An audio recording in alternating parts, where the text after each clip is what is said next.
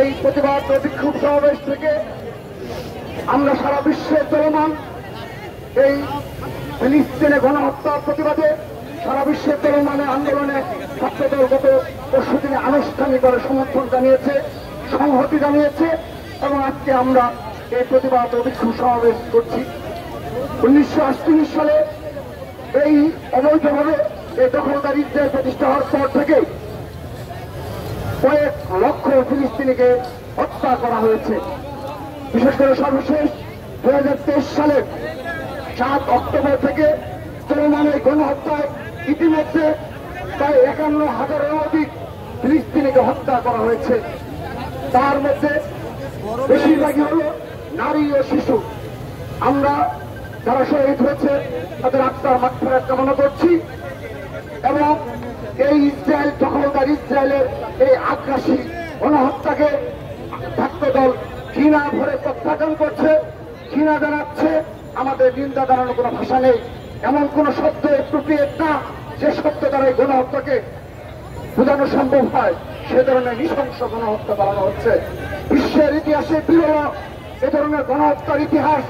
আজকে এই ফিলিস্তিনিদের উপরে ইসরায়েল যে গণহত্যা, বর্বর গণহত্যা চালাচ্ছে, বিশ্বের ইতিহাসে বিরল।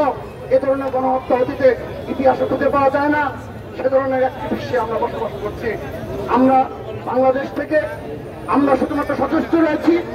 আমরা ধন্যবাদ জানাচ্ছি যুক্তরাষ্ট্র সহ ইউরোপের সকল কান্ট্রিতে এবং দক্ষিণ এশিয়া এবং বাংলাদেশের ছাত্র জনতাকে যারা ইতিমধ্যে সকল তাদের রক্তচক্ষুকে উপেক্ষা করে রাজপথে প্রতিবাদে সামিল হয়েছে।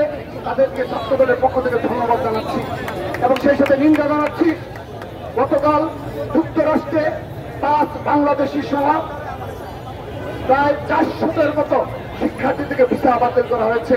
আমরা এই যুক্তরাষ্ট্রে ট্রাম্পের এ ধরনের পদক্ষেপকে ঘৃণা জানাচ্ছি, নিন্দা জানাচ্ছি এবং ঘৃণা করে প্রত্যাখ্যান করছি।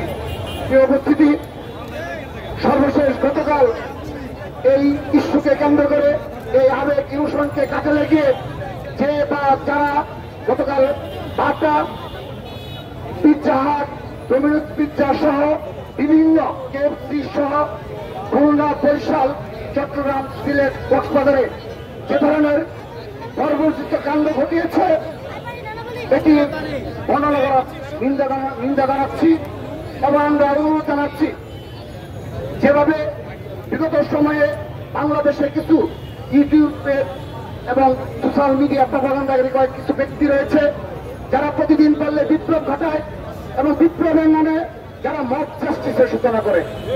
আমরা উল্লেখযোগ্য লক্ষ্য করেছি কতিপয় ব্যক্তি যারা বিনা কারণে